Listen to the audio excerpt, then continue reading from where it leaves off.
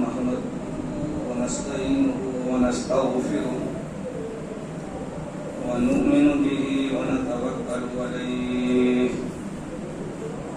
ونعوذ بالله من شرور أنفسنا ومن سيئات أعمالنا من يهده الله فلا مضل له ومن يضلل فلا هادي له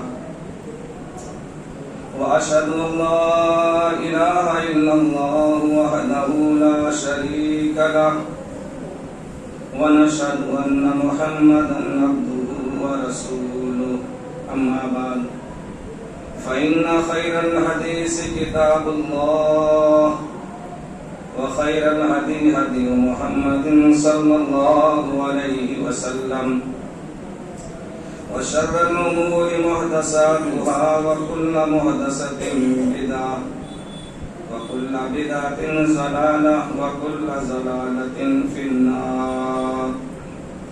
أعوذ بالله السميع العليم من الشيطان الرجيم. بسم الله الرحمن الرحيم. وَلَنَبْلُوَنَّكُمْ بِشَيْءٍ مِّنَ الْخَوْفِ وَالْجُوعِ وَنَقْصٍ مِّنَ الْأَمْوَالِ وَالْأَنفُسِ وَالثَّمَرَاتِ وَبَشِّرِ الصَّابِرِينَ. رَبِّ اشْرَحْ لِي صَدْرِي وَيَسِّرْ لِي أَمْرِي وَاحْلُلْ عُقْدَةً مِّن لِّسَانِي يَفْقَهُوا قَوْلِي. اللهم رب زدني علما. ہر قسم کی تعریف و توصیف، بریائی و بڑائی، تسبیح و تقدیس اس سبقہ رب العالمین کے لیے لائق اور زیبا و سگوار ہے، جو خالق کائنات ہے، جو مالک السماوات والارض ہے، اور وہی ذات ہمیشہ سے زندہ ہے اور ہمیشہ زندہ رہے گا. کوئی سیکنڈ، کوئی لمحہ ایسا نہیں جس میں اس کو موت ہوا کہ ہو. اور اس کے علاوہ ساری کائنات فانی ہے، زوال پذیر ہے. کل من علیہا فان ویبقی وجہ ربک ذو الجلال والاکرام. میں یہ بھی دعا کروں کہ رب العالمین سے کہ تو آسمان کے ستاروں سے زیادہ اور روئے زمین پر جتنے درخت ہیں ان درختوں کی پتیوں کی یا ان کی ٹہنیوں کی تعداد سے زیادہ بے شمار کے پھول نچھاور ہوں بالعموم تمام پیغمبروں پر، اور بالخصوص احمد مصطفیٰ سرور کائنات محسن انسانیت جناب محمد رسول اللہ صلی اللہ علیہ وسلم پر. اللہم صلی وسلم وبارک علیہ. خطبہ مسنونہ کے بعد میں قرآن کریم کی سورہ بقرہ کی 1.5 آیتوں کی تلاوت کی ہے. اللہ تبارک و تعالی ان 1.5 آیتوں کے اندر اپنے بندوں سے مخاطب کر کے کہتا ہے جو آج کے حالات ہیں، جو معاشرے میں، جو سوسائٹی میں جو برائیاں پائی جا رہی ہیں، ان کے اوپر اللہ تعالیٰ نے یہ قرآن کریم کی آیت اپنے بندوں کے لیے مخاطب کر کے فرمایا وَلَنَبْلُوَنَّكُمْ بِشَيْءٍ مِّنَ الْخَوْفِ. ہم تمہیں آزمائیں گے، تمہارے اوپر خوف ڈال کر ہم تمہیں آزمائیں گے، یا یوں سمجھ لیجیے کہ ہم تمہارے اوپر ایسے ظالم بادشاہ مسلط کر دیں گے کہ ان کی حکومت تمہارے دلوں میں بیٹھ جائے گی، ان کا خوف تمہارے دلوں میں بیٹھ جائے گا. پھر اللہ تعالیٰ اس قرآن کریم کی آیت میں ارشاد فرماتا ہے وَلَنَبْلُوَنَّكُمْ بِشَيْءٍ مِّنَ الْخَوْفِ وَالْجُوعِ. اور ہم تمہیں بھوکا مار کر بھی ہم تمہیں آزمائیں گے، وَالْأَنفُسِ. اور ہم تمہیں بھوکا مار کر بھی ہم تمہیں آزمائیں گے، پیاس کی شدت ہمیں تمہیں دے کر بھی آزمائیں گے. وَنَقْصٍ مِّنَ الْأَمْوَالِ. اور میں تمہارے مالوں کو چھین کر، دولت کو چھین کر بھی میں تمہیں آزماؤں گا. یہ اللہ تبارک و تعالیٰ اپنے بندوں سے مخاطب کر کے کہتا ہے. من الاموال والانفس، اور میں تمہاری جانیں لے کر بھی میں تمہیں آزماؤں گا، والثمرات، اور میں نے جو تمہیں کھیتیاں باڑیاں باغات دے رکھے ان کو بھی میں اجاڑ کر برباد کر کر ہلاک کر کر بھی میں تمہیں آزماؤں گا، وَبَشِّرِ الصَّابِرِينَ۔ اب میں یہ دیکھتا ہوں کہ جب یہ مصیبتیں میرے بندوں کے اوپر آ جائیں، اور کون ہے وہ بندہ جو صبر کرتا ہو؟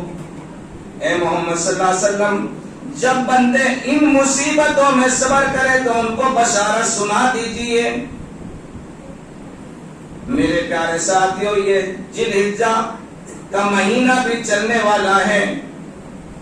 میرے پیارے ساتھیوں، ایک بکرا ہم لے لیتے ہیں یا 2 بکرا لے لیتے ہیں یا 3 بکرا اپنی حیثیت کے مطابق لے لیتے ہیں، اور ہم ان کی قربانی بھی اللہ کے راستے میں خون بہا دیتے ہیں، لیکن وہ جانے جن کے بارے میں اللہ نے قرآن میں کہا، غور کیجئے جملوں پر، والانفس، تمہاری جانیں لے کر بھی میں تمہیں آزماؤں گا۔ آئیے واقعہ میں آپ کے سامنے رکھتا ہوں۔ حضرت محمد الرسول اللہ صلی اللہ علیہ وسلم کا بیٹا، کان کے پردے غور کر سننا، کیسی جانیں تھی؟ نبی اکرم کا بیٹا جو ماریہ قبطیہ سے پیدا ہوا تھا، جس کی عمر 1.5 سال بتائی جاتی ہے، 18 مہینے بتائی جاتی ہے، ماریہ قبطیہ کے پیٹ سے پیدا ہونے والا بچہ نبی اکرم مسجد نبوی میں موجود ہے، قاصد آتا ہے، اے اللہ کے نبی، آپ یہاں دعوت و تبلیغ کا فریضہ انجام دے رہے ہیں اور آپ کا بیٹا لخت جگر بیمار ہے، جاگنے کے عالم میں ہے۔ غور سے سنیے میرے پیارے ساتھیوں، یہ ہے قربانی۔ اللہ کے نبی اس قاصد کے ساتھ میں چل دیتے ہیں، حجرے شریفہ میں داخل ہوتے ہیں، کیا دیکھتے ہیں کہ ماریہ قبطیہ نے میرے بیٹے ابراہیم کو اپنی گود میں لے رکھا ہے۔ اللہ کے نبی کو دیکھا، ماریہ قبطیہ نے محمد رسول اللہ کا بیٹا آپ کی گود میں دے دیا۔ آپ نے اپنے بیٹے ابراہیم کو فرد محبت میں دیکھا، گود میں کیا دیکھا؟ روح کب سے انصری سے پرواز کرنے جا رہی ہے۔ اللہ کے نبی نے اپنے بیٹے ابراہیم کو گود میں لیا، فرد محبت، آپ نے اپنے بیٹے ابراہیم کی پیشانی کا بوسہ لیا۔ جیسے ہی پیشانی کا بوسہ لیا، ماریہ قبطیہ کے پیٹ سے پیدا ہونے والا بچہ ابراہیم جو نبی اکرم کا لخت جگر بیٹا تھا، اللہ کے نبی کی گود میں آپ کا بیٹے کا انتقال ہو رہا ہے۔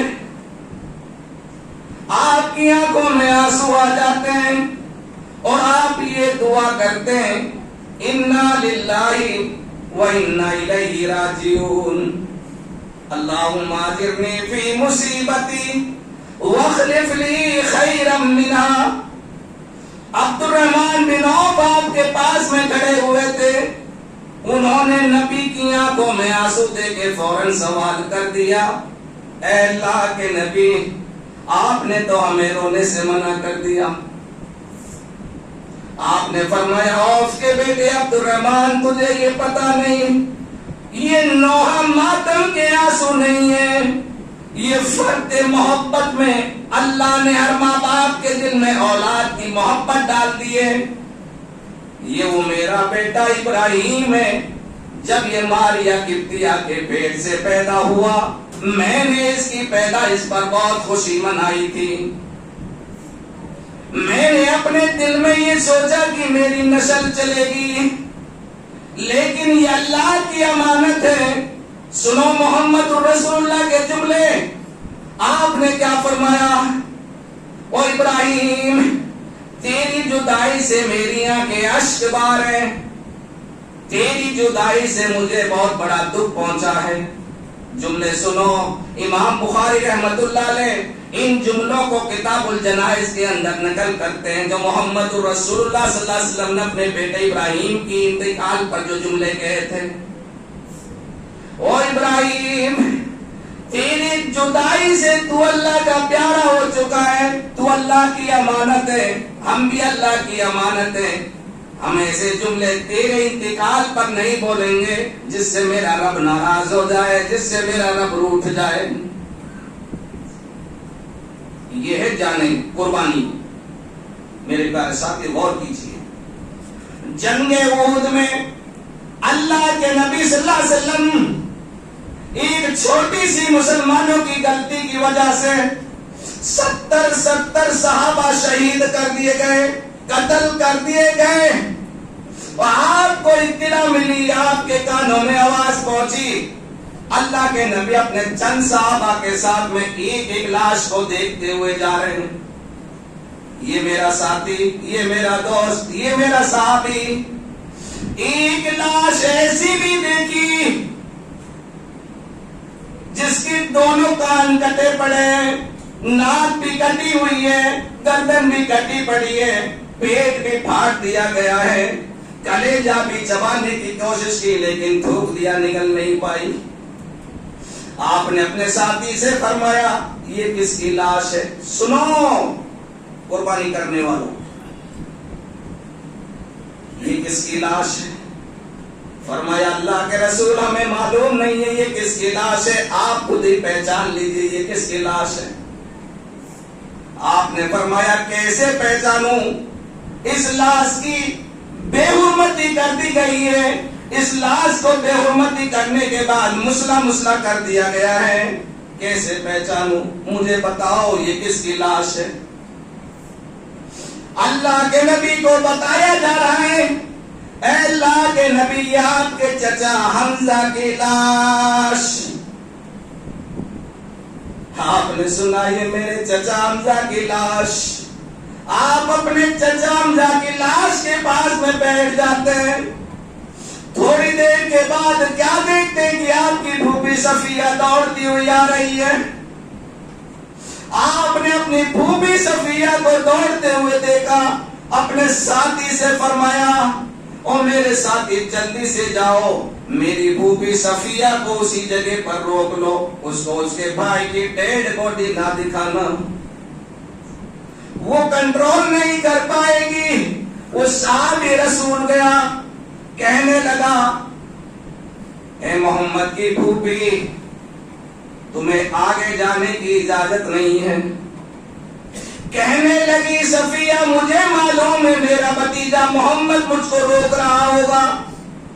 کہا ایسا ہی سمجھ لو. کہنے لگی میرے بھتیجے محمد کو میرے پاس بلا کر لے کے آؤ. وہ صحابی آیا، کہا اللہ کے رسول آپ کی پھوپھی صفیہ آپ کو بلا رہی ہیں. اللہ کے رسول چل دیے. آپ اپنی پھوپھی کے قریب میں پہنچتے، پھوپھی خیریت؟ کہنے لگی بھتیجے میں خیریت سے ہوں، مجھے کس لیے روکا جا رہا ہے؟ مجھے سب کچھ معلوم ہے کہ میرا بھائی قتل کر دیا گیا ہے، میرا بھائی شہید کر دیا گیا ہے، مجھے سب کچھ پہلے ہی معلوم ہو چکا ہے. اللہ کے رسول کہہ رہے ہیں کہ پھوپھی تم اپنے آپ کو کنٹرول نہیں کر پاؤ گی، تم رو دو گی. کہا بھتیجے سب کچھ مجھے معلوم ہے، صرف میرے بھائی حمزہ کی لاش مجھے دکھا دو. اللہ کے نبی کہہ رہے ہیں کہ پھوپھی تم اپنے بھائی حمزہ کی لاش کو دیکھ کر اپنے آپ کو صبر میں نہیں لاؤ گی، تم رو دو گی، اپنے آپ کو کنٹرول میں نہیں لاؤ گی. کہا بھتیجے صرف مجھے ایک بار میرے بھائی کی لاش دکھا دو. ضد کرنے لگی. اللہ کے نبی نے اپنے ساتھی سے فرمایا راستہ چھوڑ دو، جب سب کچھ معلوم ہے میری پھوپھی کو دکھا دو اس کے بھائی کی ڈیڈ باڈی. سنو مسلمانوں، یہ کیسی قربانی تھی جو اپنے بھائی کی شہادت کے اوپر کیا جملے ادا کر رہی ہے. ایک بکرا قربانی دے دیا، اللہ کے اوپر بہت بڑا احسان. 2 بکرے دے دیے، بہت بڑا احسان. 3 بکرے دے دیے، بہت بڑا احسان. میرے پیارے ساتھیوں غور کرو، صفیہ نے اپنے بھائی کی ڈیڈ باڈی کو دیکھا، آنکھوں میں آنسو آ گئے، رونے لگی۔ آپ نے پوچھا صفیہ میں نے کہا نا تم پھوپھی اپنے آپ کو کنٹرول نہیں کر پاؤ گی، رو دو گی۔ کہنے لگی بھتیجے میں اس لیے نہیں رو رہی ہوں۔ اللہ کے نبی پوچھتے ہیں پھوپھی کیوں روتی ہو؟ کہا بھتیجے میں اس لیے رو رہی ہوں، اللہ تعالیٰ نے ایک ہی بھائی حمزہ کی شکل میں مجھے دیا تھا، اگر اللہ تعالیٰ مجھے 70 بھائی دیے ہوتے تو میں ان 70 بھائیوں کو اس میدان احد میں قتل کرا دیتی، شہید کرا دیتی، پھر میں خوش ہوتی۔ اللہ کے نبی نے اپنی پھوپھی کے یہ جملے سنے، فوراً نظر آسمان پر ڈال دی، فرمایا الہ العالمین آج میں اپنے چچا کو ایک لقب دے رہا ہوں۔ اللہ کے نبی نے اپنے چچا کو جو لقب دیا، اللہ میں تجھے گواہ بنا کر کہتا ہوں جتنے بھی مسلمان تیرے راستے میں قیامت تک قتل ہوں گے وہ شہید ہی کہلائیں گے، لیکن آج میں اپنے چچا حمزہ کو شہید الشہداء کا درجہ دے رہا ہوں، یعنی تمام شہیدوں کا سردار میں اپنے چچا کو لقب دے رہا ہوں۔ کفن پہ کفن آیا، چادر بھی اتنی پرانی، کفن بھی اتنا پرانا دوستو، جیسے ہی نبی کے ہاتھ میں چادر کفن آئی آپ کی آنکھوں میں آنسو پھر آ گئے۔ آپ نے کہا کہ میرے چچا کو یہی کفن پہنا دو، کوئی بات نہیں، آگے چلے۔ ایک لاش اور دیکھی، صحابہ اس لاش کو کفن پہنا رہے، کفن بھی اتنا چھوٹا، سر چھپاتے تو پیر کھل جاتے، پیر چھپاتے تو سر کھل جاتا۔ کان کے پردے کھول کر سننا دوستو، آپ پہنچے، آپ نے پوچھا یہ کس کی لاش ہے؟ فرمایا اللہ کے رسول حضرت مصعب بن عمیر کی لاش ہے، یہ ہے اپنی جان اللہ کے حوالے کر دینا، جنت مل جائے بس، اللہ راضی ہو جائے، اللہ خوش ہو جائے بس۔ یہاں تو نماز پڑھنے کے ہمیں فرصت نہیں ہے، ٹائم ہی نہیں ہے، غور کیجئے جملوں پر۔ اللہ کے نبی نے کہا کہ اپنے مسلمان بھائی کو کفن پہناؤ، کفن بھی پہنایا جا رہا ہے تو سر چھپاتے تو پیر کھل جاتے ہیں، پیر چھپاتے تو سر کھل جاتا ہے۔ اللہ کے نبی کی آنکھوں میں آنسو اتنے بہ نکلے، ساتھیوں نے پوچھا اللہ کے رسول آپ نے اپنے چچا حمزہ کی لاش ابھی دیکھی ہے، آپ اتنا نہیں روئے جتنا حضرت مصعب بن عمیر کی لاش کو دیکھ کر آپ رو رہے ہیں، کیوں روتے ہو؟ اللہ کے نبی فرماتے ہیں میرے ساتھیوں تمہیں پتا نہیں، یہ حضرت مصعب بن عمیر ہے، جب یہ اسلام لے کر نہیں آیا تھا، کافر تھا، مشرک تھا، میں نے اس کو مکے کی گلیوں میں چلتے ہوئے پھرتے ہوئے دوڑتے دیکھا ہے، یہ اللہ تعالیٰ نے اس کو اتنا مسلمان مالدار شخص امیر بنایا تھا، ایک قیمتی جوڑا اپنے جسم پر پہنا کرتا تھا، دوسرے دن وہ کپڑا وہ جوڑا اپنے جسم پر نہیں ڈالا کرتا تھا۔ آج میں اپنی آنکھوں سے دیکھ رہا ہوں اور تم لوگ بھی اپنی آنکھوں سے دیکھ رہے ہو، یہ دنیا چھوڑ رہا ہے، اللہ اکبر، یہ دنیا چھوڑ رہا ہے، اپنے رب سے جا ملا۔ آج میں دیکھ رہا ہوں کہ اس کو کفن بھی پورا نصیب نہیں ہو رہا ہے۔ آپ نے فرمایا سر کو چھپا دو، پیروں پہ گھاس ڈال دو۔ کیا یہ نبی اکرم اپنے صحابہ کی جانیں، وہ صحابہ نبی کے اوپر اپنی جانیں نچھاور کرنے والے صحابہ، صرف ان کے دل میں یہ تمنا ہوا کرتی تھی میرا رب مجھ سے راضی ہو جائے، میرا رب مجھ سے خوش ہو جائے۔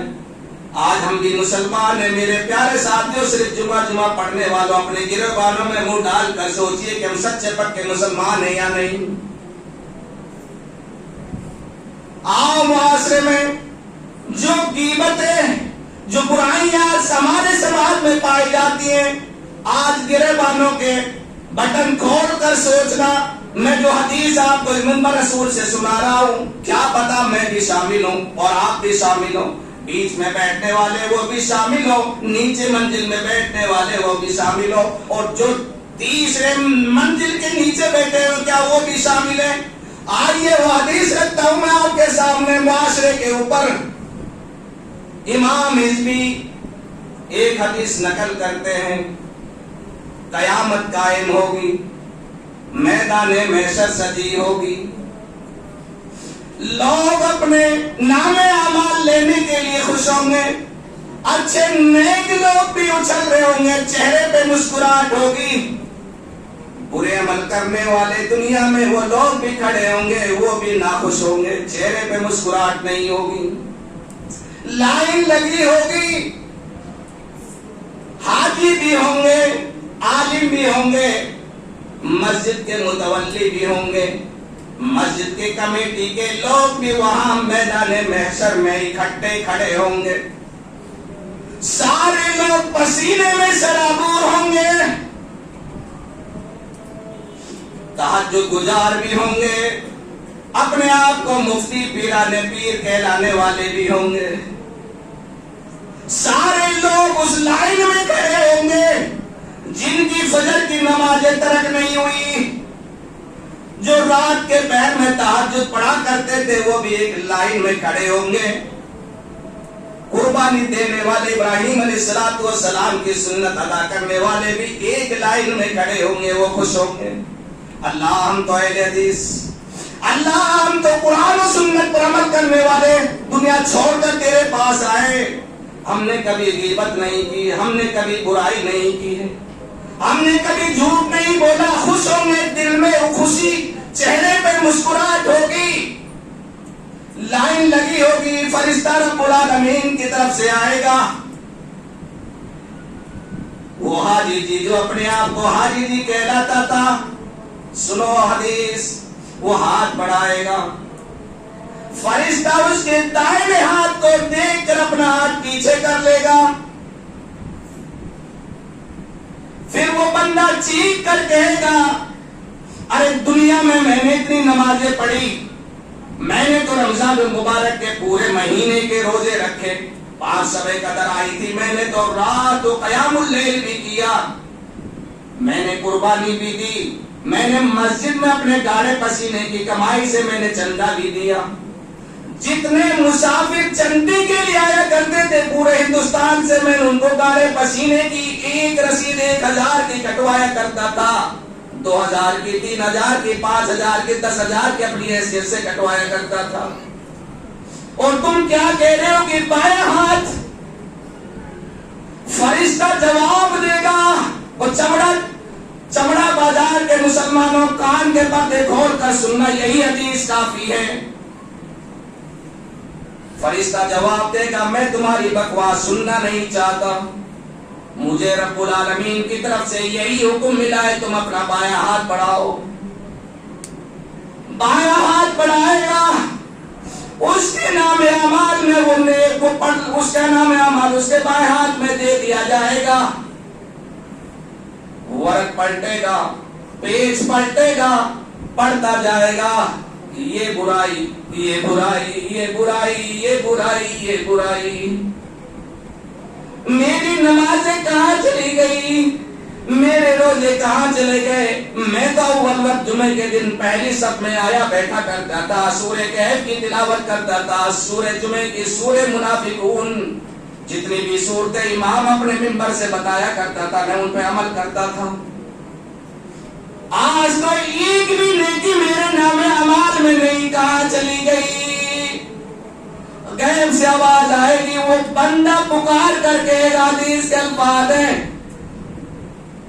آئین حسنات یا رب العالمین، رب سے کہہ رہا ہے، شکایت کر رہا ہے بندہ، الہ العالمین میری نیکیاں سے میرے نام اعمال میں ایک بھی نیکی نہیں ہے، الہ العالمین میری نیکیاں کہاں چلی گئی، میرے نام اعمال میں تو برائیاں لکھی ہوئی ہیں، اللہ اکبر، اللہ سے کہہ رہا ہے بندہ، اور یہاں تکبر دیکھیے، گھمنڈ دیکھیے، گریبانوں میں منہ ڈال کر سوچیں یہی حدیث ہمارے لیے کافی ہے اپنے آخرت کے لیے. غیب سے آواز آئے گی بندے تیری غیبت نے تیری چغل خوری نے ایک مسلمان کی پیٹھ کے پیچھے تو برائی کیا کرتا تھا, تیری بغض نے تیری عناد نے تیری دشمنی نے تیری ان تمام عبادتوں کو چوپٹ کر دیا ہے. تیری غیبت نے تیری چغل خوری نے تیری ان تمام نیکیوں کو ضائع و برباد کر دیا ہے. میرے پیارے ساتھیوں غور سے سنو, کہیں ہم اور آپ تو شامل نہیں ہو رہے اور خوشی منا رہے ہو کہ عید الاضحیٰ منائیں گے, قربانی دیں گے. ایک بھی نیکی نہیں, تیری غیبت نے تیری چغل خوری نے تیری حسد نے. ایک ایک جملے میں آپ کو اس منبر رسول سے بتا رہا ہوں, اور میں بھی ملوث ہوں, آپ سبھی ملوث ہیں, کوئی بچا ہوا نہیں ہے, کوئی دودھ کا دھلا ہوا نہیں ہے. تیری غیبت نے تیری چغل خوری نے تیری ان تمام عبادتوں کو ختم کر دیا.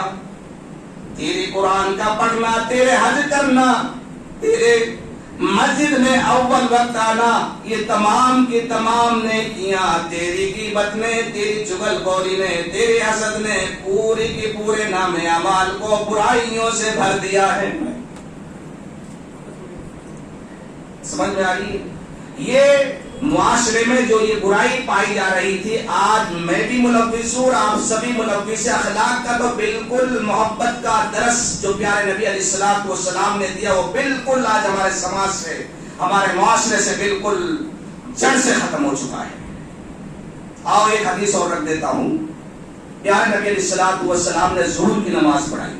سنیے یہ حدیث بھی ہمارے اوپر فٹ ہوتی ہے الحمدللہ ثم الحمدللہ.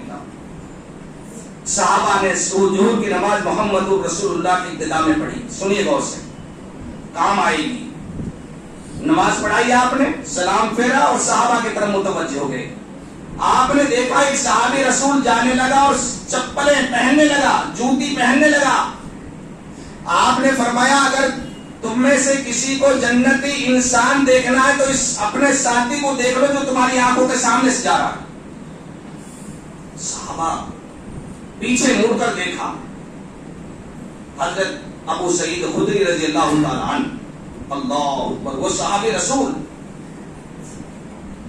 غالباً پھر دوسرے دن آپ نے ظہر کی نماز پڑھائی, سلام پھیرتے پھر جانے لگا وہی صحابی رسول. آپ نے پھر وہی جملے دہرائے, اگر کسی انسان کو جنتی دیکھنا ہے تو دیکھ لو جو تمہاری آنکھوں کے سامنے جا رہا ہے. اللہ اکبر. پھر تیسرے دن محمد رسول اللہ نے ظہر کی نماز پڑھائی, سلام پھیرا. سلام پھیرنے کے بعد وہی صحابی رسول تیسرے دن جانے لگا. آپ نے پھر وہی کہا. عبداللہ ابن عمر نے یہ جملے سنے محمد رسول اللہ کے, تو فوراً دل میں جو نیند آ رہی تھی وہ جاگ اٹھے اور فوراً ابو سعید خدری کے پیچھے پیچھے ہو لیے. اور سنو مسلمانوں, ابو سعید خدری اپنے گھر پہنچتے ہیں اور عبداللہ ابن عمر بھی ابو سعید خدری کے گھر پہنچتے ہیں. السلام علیکم. وعلیکم السلام. کیسے آنا ہوا؟ عبداللہ ابن عمر کہنے لگے ابو سعید خدری میرے دوست, میرے باپ سے میری لڑائی ہو چکی ہے, 2-3 دن میں تیرے گھر پر قیام کرنا چاہتا ہوں, تیرے گھر پر رکنا چاہتا ہوں. ابو سعید خدری کہنے لگے کیا تو نے نبی کی حدیث نہیں سنی, باپ کو راضی نہ کرنا, باپ کو روٹھانا, باپ کو ناراض کرنا یہ محمد رسول اللہ صلی اللہ علیہ وسلم کی سنت نہیں ہے. عبداللہ ابن عمر کہنے لگے مجھے سب کچھ معلوم ہے, میں صرف 2-3 دن تیرے گھر میں رکنا چاہتا ہوں. ابو سعید خدری نے 2 مکان تھے, ایک مکان ابو سعید خدری نے اپنے بال بچوں کے لیے اپنی فیملی کے لیے رکھ لیا اور ایک کمرہ عبداللہ ابن عمر کو دے دیا. عبداللہ ابن عمر رات کے پہر میں کیا دیکھتے, ابو سعید خدری جو نماز تہجد میں پڑھتا ہوں وہی ابو سعید خدری بھی پڑھتا ہے. کان کے پردے کھول کر سنیے, یہ لال کتاب, پیلی کتاب, کالی کتاب کے قصے نہیں. عبداللہ ابن عمر 3 دن تک پہرہ داری کر رہے ہیں کہ کوئی کون سا عمل ہے اس کے اندر, ابو سعید خدری کے اندر, جو نبی نے 3 دن اس کو جنت میں بشارت دی ہے, جنت کا سرٹیفکیٹ اس کو دیا ہے. 3 دن ہونے کے بعد میں کوئی نیکی نہیں ملی. عبداللہ ابن عمر نے ابو سعید خدری کے پیچھے سے کرتے کو پکڑ لیا اور کہا, ابو سعید خدری, میرے باپ سے میری کوئی لڑائی نہیں تھی, پھر کیوں رکے میرے گھر پر؟ سنیے جملے, میں تمہارے اندر وہ نیکی تلاش کر رہا تھا, وہ نیک عمل تلاش کر رہا تھا جس کی وجہ سے محمد رسول اللہ نے آپ کو 3 دن جانے کی, جنت میں جانے کی اجازت دی. ابو سعید خدری کے جواب سنو مسلمانوں, اگر تم مجھ سے پوچھنا ہی چاہتے ہو تو میں تمہیں بتاتا ہوں, تم بھی محمد رسول اللہ کی ابتدا میں نماز پڑھتے ہو, میں بھی پڑھتا ہوں. تم مسجد میں فضول بیٹھے رہتے ہو. سنو ابو سعید خدری کے الفاظ, تم مسجد میں فضول دنیا کی باتیں کرتے رہتے ہو, میں نبی کے پیچھے نماز پڑھتا ہوں, سلام پھیرتے ہی اپنے گھر جوتے چپل پہن کر اپنے گھر آ جاتا ہوں. میری زبان نے کبھی کسی کی برائی نہیں کی, میری زبان نے کسی کی غیبت چغلخوری نہیں کی. جب میں گھر سے اپنے گھر کے ساتھ بازار میں سامان لینے کے لیے جاتا ہوں تو میں کسی کی بات اپنے کان سے نہیں سنتا ہوں, کسی کی برائی. کیا پتا یہی نیک عمل ہو جس کی وجہ سے جناب محمد رسول اللہ نے مجھے 3 دن جنت میں جانے کا سرٹیفکیٹ دیا ہو.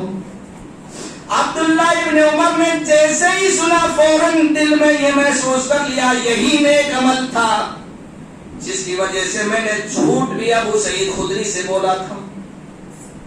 اب عبداللہ ابن عمر نبی کی عدالت میں آتے ہیں, نبی کی خدمت میں آتے ہیں, اے اللہ کے نبی, میں نے ابو سعید خدری سے جھوٹ بھی بولا, میں نے 3 دن ابو سعید خدری کے گھر پر رہا, مجھے کوئی نیک عمل نہیں دکھائی دیا. میں نے پوچھ لیا, مجھے بتا بھی دیا کہ میں فضول باتیں مسجد کے اندر نہیں کرتا, سلام پھیرتے ہی میں چل دیتا ہوں. میری زبان نے کبھی کسی کی غیبت نہیں کی, کبھی جھوٹ نہیں بولا, کسی کی امانت میں خیانت نہیں کی, میں نے کسی کو اپنی زبان سے گالی نہیں دی, میں نے کسی کو پوری زندگی میں نے کسی کو تکلیف نہیں پہنچائی. اللہ کے نبی کو عبداللہ ابن عمر یہ جملے سنا رہے ہیں, آپ نے تصدیق کی, فرمایا او عبداللہ ابن عمر یہی وہ نیک عمل تھا. ابو سعید خدری کا مجھے جبریل امین علیہ السلام نے 3 دن مجھے جنت میں جانے کی ابو سعید خدری کو سرٹیفکیٹ دیا تھا, یہی وہ نیک عمل ہے ابو سعید خدری کا.